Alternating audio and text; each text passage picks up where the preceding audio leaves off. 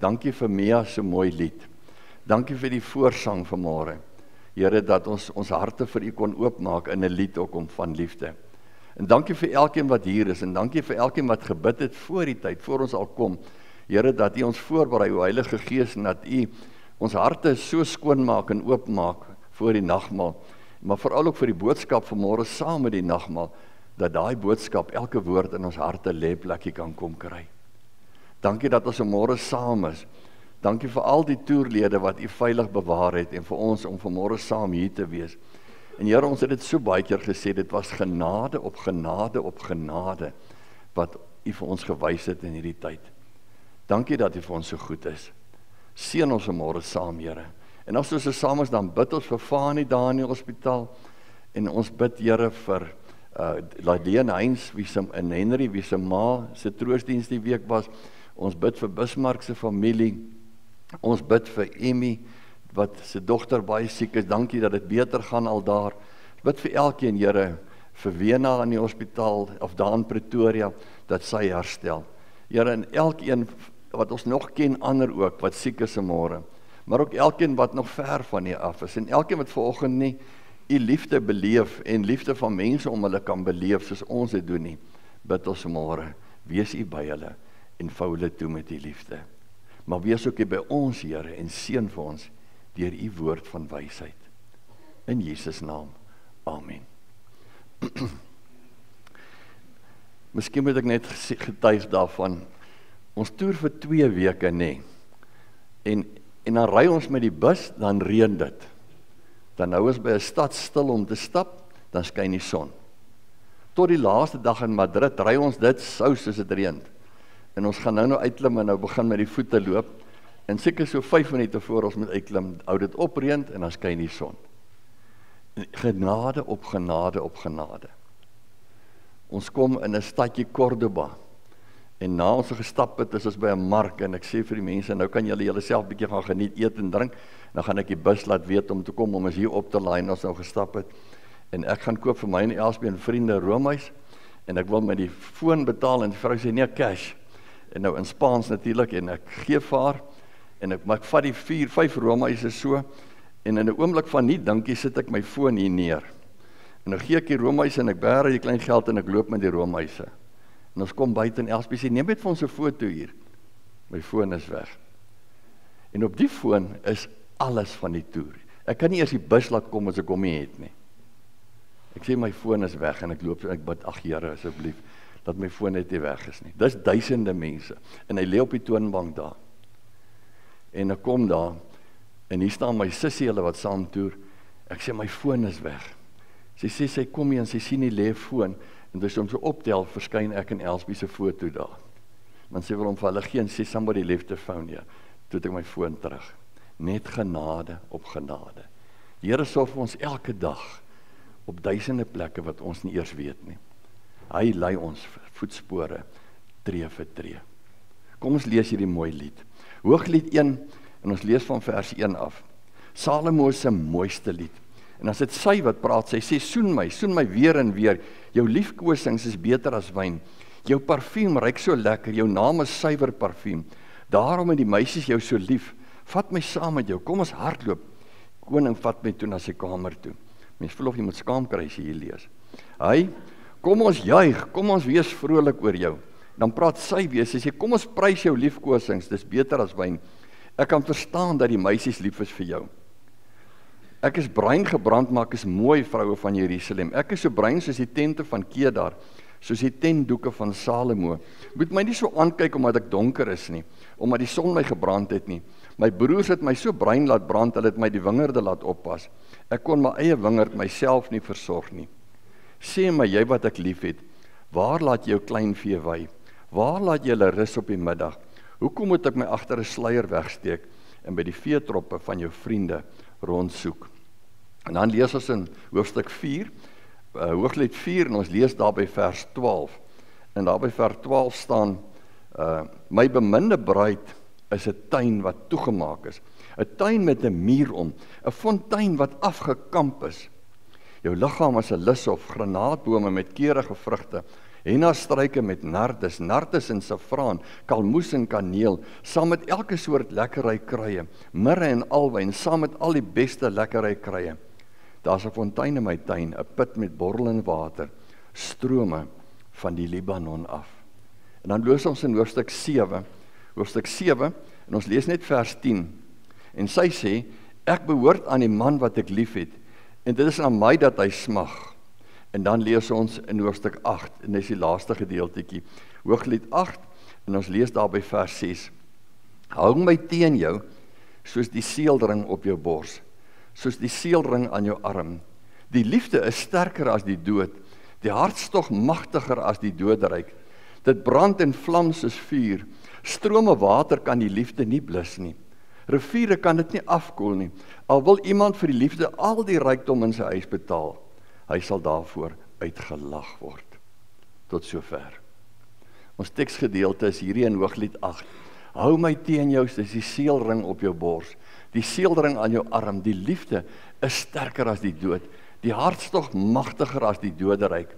Dit brand en dit vlam soos vuur, strome water kan die liefde nie blus nie, riviere kan dit nie afkoel nie. As iemand vir liefde al die rykdom in sy huis wil betaal, sal hy daarvoor uitgelag word. Met ander woorde, dis te duur om met geld te kan koop. Hierdie is 'n mooi lied wat Salomo geskryf het oor die liefde. En 'n mens kan op jouself afvra, in hierdie pragtige woord van God, hier kom so amper in die middel rond, 'n hele boek, net 'n lied oor liefde in die Bybel sit. En dadelik weet ons mos, want die is die boek van liefde. En alles wat hier gebeur deur liefde. Want so lief het God die wêreld gehad, en daarom kom die hele Nuwe Testament, dat hy sy seun gegee het. En hoekom is ek en jy vanmôre hier? Want so lief het Jesus ons, hy het ons tot die uiterste toe lief gehad. So vanoggend gaan net oor liefde, en die woord gaan oor liefde, en hierdie liefde is hierdie pragtige liefde, waarvan ons in die woord van God lees. Nie die soetsappige, sentimentele ietsies, wat ons baie keer in ons wêreld van hoor, as 'n soort van liefde nie. Ek wil 'n mooi liefdesverhaal vir julle lees. Daar's so baie.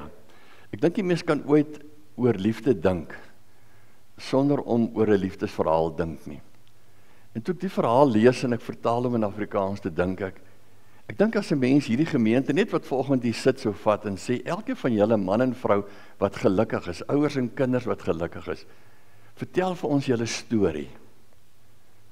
Dan wonder ek hoeveel boeke sal ons volskryf van liefdesverhale deur hierdie hele kerk.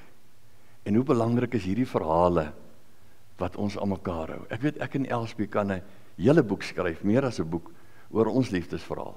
En julle gaan waarskynlik dieselfde kan sê. Ek lees hierdie mooi verhaal. Die ander passasiers in die bus het simpatiek gekyk toe die aantreklike vrou met die wit kierie in die bus klim en voel aan die lenings van die bankies in die paadjie afbeweeg. Toe het sy gaan sit met haar handsak op haar skoot en haar kierie teen haar bene. Susan was 33 toe sy skielik na 'n verkeerde diagnose blind geword het. Dit het haar onverhoeds in 'n wêreld van donkerte, woede, frustrasie en selfbejammering gedompel. Sy het geweet daar's geen omkeer nie, en sy het gevoel sy het skielik 'n las geword vir almal om haar. Sy het depressief geword en die lewe was sleg vir haar. Al wat sy nog oorgehad het was haar man Mark, wat 'n lugmagoffisier in hulle stad in Amerika is. Hy het haar met sy hele hart lief gehad en het besluit hy gaan alles moontlik doen om die lewe vir haar so normaal moontlik te maak. Sy militêre opleiding het hom toegerus om sensitiewe situasies te kan hanteer. Uiteindelik het Susan gevoel sy kan weer na haar ou werk toe teruggaan, maar hoe gaan sy? Hoe gaan sy by die huis kom en van die bus af by die werk kom? Maak het aangebied om haar elke dag te gaan aflaai en weer in die middag te gaan oplaai, al werk hy aan die ander kant van die stad. Na tyd het hulle besef, dit kan nie so aangaan nie, want dit is duur en dit vat baie tyd. Hy het gesê sy moet probeer om weer bus te ry. Die blote gedagte daaraan het haar vreesbevange gemaak, want hoe gaan sy dit regkry? 2 weke lank het Maak saam met haar in die bus gery, en haar geleer om haar sintuie te gebruik. Hy het haar gehelp om vriende te maak met die busdrywers, sodat hulle oogie oor haar kon hou. Uiteindelik het Susan gesê, sy sien nou kans om alleen te ry in die bus. Die maandag het Maka na die busstop toe geneem, en haar stywe drukkie gegee en verseker, sy sal regkom. Dinsdag, Woensdag, Donderdag, elke dag het dit goed gegaan. Die Vrydagoggend toe sy haar kaartjie betaal by die busdrywer, toe sê vir haar mevrou, "Sjoe, ek beny jou." Susan was nie seker wat hy bedoel nie, want hoe kan jy iemand beny wat blind is en met soveel swaar kry, deur die lewe moet gaan, soos sy die afgelope jaar deur gegaan het. Sy vra toe, "Hoekom beny jy my?" Sy antwoord het trane van geluk oor haar wange laat loop. "Ek praat van daardie oulike man in die uniform, wat jy soggens hier by die busstop kom aflaai, en dan weer by jou werk op die oorkantste hoek by jou werk staan, en jou dophou as jy van die bus afklim. Weet jy dan nie dat hy jou elke oggend dophou, en seker maak dat jy oor die pad kom, en in die gebou ingaan nie, en dan blaas hy 'n soentjie, en salueer jou. Jy's 'n gelukkige vrou." Skielik het sy besef, dat Maak aan haar 'n groter geskenk gegee het, as die terugkeer van haar sig. 'n Geskenk wat sy nie nodig gehad het om te kan sien nie. Die geskenk van die liefde, wat in haar lewe lig in duisternis bring. En dis wat liefde doen. Johannes 1 sê, Jesus het na die wêreld toe gekom, en hy is die lig wat skyn. En hierdie lig het die duisternis laat verdwyn. En wanneer hierdie lig in jou lewe inkom en in jou lewe begin skyn, die lig van Jesus se liefde, dan gaan die lig mos in jou oë aan, in jou hart aan, en dan word jou lewe lig, en dan verander alles in jou lewe, geheel en al totaal, want liefde verdryf duisternis, soos Maak se liefde in Susan se lewe die duisternis van blindheid verdryf het, en sy was die gelukkigste vrou, het sy gedink, op die aarde, al was sy blind. Laat die Here se liefde ook in jou lewe so skyn en in ander se lewe, dat die lig van die liefde daar is. Kom ons lees net weer hierdie mooi versie. Hou my teen jou soos die seelring op jou bors, soos die seelring aan jou arm. Die liefde is sterker as die dood, die hartstog magtiger as die doderyk. Dit brand en dit vlam soos vuur, strome water kan dit nie blus nie, riviere kan dit nie afkoel nie. Al wil iemand vir die liefde al die rykdom in sy huis betaal, hy sal daaroor uitgelag word.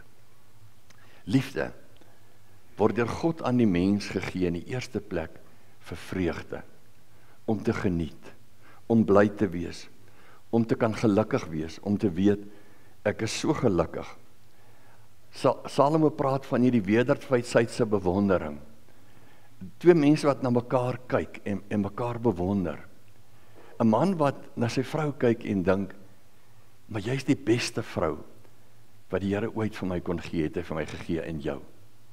'n Vrou wat na 'n man kyk en dink, jy is die beste man wat die Here ooit vir my kon gee.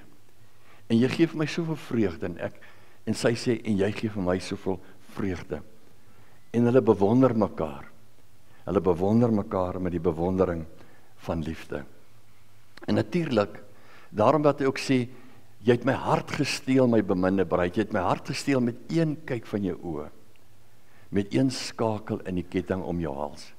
Miskien het hy nagekyk die eerste keer en sy het 'n kettingkie om haar nek gehad, en hy het in haar oë gekyk, en hy het gedink, as ek net een keer in jou oë kon kyk, en een keer een van die kettingkies in daai ketting sien, een van daai skakeltjies, dan is ek klaar verlief op jou. En so raak mens mos lief vir mekaar. As jy dink die eerste keer wat jy jou vrou gesien het, ek het my vrou die eerste keer gesien voor die hoofgebou van die kampus van Pik. Toe staan sy daar as 'n door, die eerste jaar, blik in die as, en ek sê van jy moet opkyk, en sy kyk op en ek kyk in haar oë. Die eerste keer dat ek jou sien, het ek vir jou lief geword. En dit wat hy sê. En sy sê, hy sê van, my beminde bruid is 'n tuin wat toegemaak is, 'n tuin met 'n muur om 'n fontein wat afgekamp is. En vir 'n boer in daai tyd was was sy tuin en sy fontein, waar hy die water kry, die belangrikste iets, en dis toegekamp dat niemand anders dit kan gebruik en vat nie, dis net myne. En dis die vreugde wat hulle kry daaruit. En natuurlik kom daar in hierdie verhoudingspyn, kom maar daar, dat die een siek is, kom maar daar van swaar kry. Toe ons op die grens was, en ek was 'n kapelaan op die grens, toe praat ons baie keer daaroor, dat daar's ouetjies daar gewees, wat sommer net kan nie worry nie deur die lewe gaan, want hy het niemand by die huis na wie hy verlang nie. En dan was daar troepe, wat jong getroud was, soos ek self daai tyd, en jy verlang verskriklik elke dag na jou vrou. En toe is ons oudste dogter, 'n klein dogtertjie, en jy verlang. En toe praat ons daaroor, jy vat liewer die pyn van liefde, as geen liefde. Jy vat liewer die swaar kry van verlange, as geen liefde nie. En natuurlik is dit so, as jy nooit wil swaar kry nie, moet jy nooit lief hê nie. As jy nooit wil verloor nie, moet jy nooit hê nie. En nou maak die Here vir ons die keuse, en hy gee vir ons, jy kan iemand lief hê, maar jy kan miskien dit ook verloor. En daarom kan die liefde soms ook pyn bring. Hy praat van die verhouding tussen man en vrou. Die mooiste verhouding wat God ooit geskep het, want dit was sy eerste iets, hy maak die man en hy maak die vrou as sy gelyk, en hy sê, hulle twee moet een word, hulle moet mekaar help, en hulle moet mekaar bystaan. En dan skryf die Here so baie in die woord, juis net oor hierdie mooi verhouding. En dan gebruik hy die verhouding tussen man en vrou, in hierdie hele Bybelboek, om sy verhouding wat hy met ons het te beskryf. Soos 'n man vir 'n vrou is, soos God vir ons. Soos 'n vrou vir 'n man is, soos ons vir God. Ons is sy bruid. Ons dien hom, maar hy dien ons eerste. Hy is ons hoof, maar die hoof wat vir ons kom doodgaan, dat ons kan lewe, wat ons eerste dien. En dan kan ons verhouding as man en vrou meet aan, maar wat doen die Here alles vir my? Dit moet ek as man vir my vrou doen. Wat doen die gemeente alles vir die Here? Hoe loof en prys en dank en maak hulle die Here groot? Dit moet ek as vrou vir my man doen. Ek moet hom groot maak, ek moet sy beeld poets as het ware. Ek moet hom dien, ek moet vir hom bly wees, ek moet daar wees vir hom. En ek sê altyd, die eerste waaroor 'n man en 'n vrou ooit mag stry is, wie mag eerste die minste wees?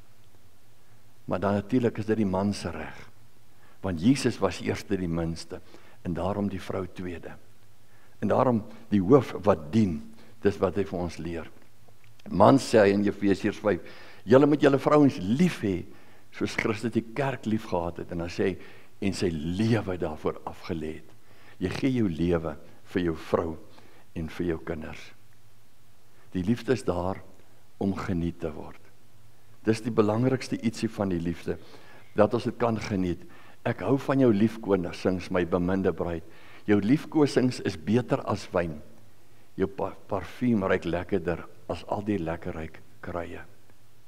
Skryf hy oor hierdie wonderlike voorreg van reuk, nee. Want wanneer jy jou eie vrou, jou eie man se reuk lief gekry het, dan is dit iets wat by jou bly. En jy vergeet dit nooit weer nie. Dit bly altyd daar. Ek geniet dit, jy's myne. Maar in die tweede plek is liefde natuurlik ook 'n ernstige ding. Liefde is nie hierdie oppervlakkige platgoed wat die wêreld baie keer as sommer net as liefde beskou nie. Liefde is 'n ernstige saak. En daarom skryf die Bybel so mooi daaroor. Hy sê die liefde is sterker as die dood. Want jy sien, die dood kan jou net een keer doodmaak. Maar liefde kan jy deur jou hele lewe dag vir dag doodmaak. Liefde kan jou honderde kere doodmaak. Liefde het al baie mense afgebreek, elke dag dat hulle voel asof daar 'n doodsheid in hulle kom. Want die mense wat jou die seerste kan maak en die naaste aan dood kan bring terwyl jou hart nog klop, is die mense wat jy lief het. Want as ander mense mos iets lelik van jou sê, dan kan dit van jou afrol soos water van 'n eend af en jy kan dit verwerk. Want vanaand kom ek huis toe en ek maak die deur toe en ek's by die mense wat ek lief het en hier voel ek veilig. En dan kan die wêreld maar sê wat hulle wil. Maar wanneer ek binne my huis kom en hier sê ons mekaar sleg en hier is ons teleurgesteld, dan sterf ons dag vir dag geestelik. En daarom dat sy sê, die liefde is sterker as dood. Die hartstog magtiger as die doodryk, dit brand en dit vlam soos vuur, dan brand dit in jou hart, wanneer mense mekaar seer gemaak. Daarom is liefde ernstig. Liefde moet opgepas word. Liefde moet gekoester word. Dis die belangrikste ietsie wat ons besit. Jou kar, jou huis, jou plaas, jou bankrekening is nie so belangrik soos die liefde nie. Hy sê dit ook. As iemand vir hierdie wil betaal met alles wat hy het, gaan hy uitgelag word, want jy kan dit nie koop met al die geld van die wêreld nie. As dit so was, sou die rykste mense in die wêreld almal baie gelukkig wees, en dit is nie so nie. Partykeer is die gelukkigste mense, hulle wat bietjie het en net bestaan. En daarom, dit moet opgepas word. Dis die kosbaarste ietsie wat jy het, is jou liefde tussen man en vrou, ouers en kinders. Liefde wat jy het, ook tussen vriende, dit vra geborgenheid. En daarom sê hy, hou my teen jou soos die seelring op jou bors, soos die seelring aan jou arm. Dis mos hoekom ons 'n trouring het. En jy dra hom hier, die seelring, laat jy hom teen jou bors kan vasdring en sê, soos niemand hom van my vinger mag afhaal nie, so mag niemand jou van my af wegvat nie. Jy's myne. Ek beskerm jou, ek bewaar jou vir altyd. En dan sê hy, my beminde bruid is soos 'n tuin wat toegemaak is, 'n tuin met 'n muur om, 'n fontein wat afgekamp is.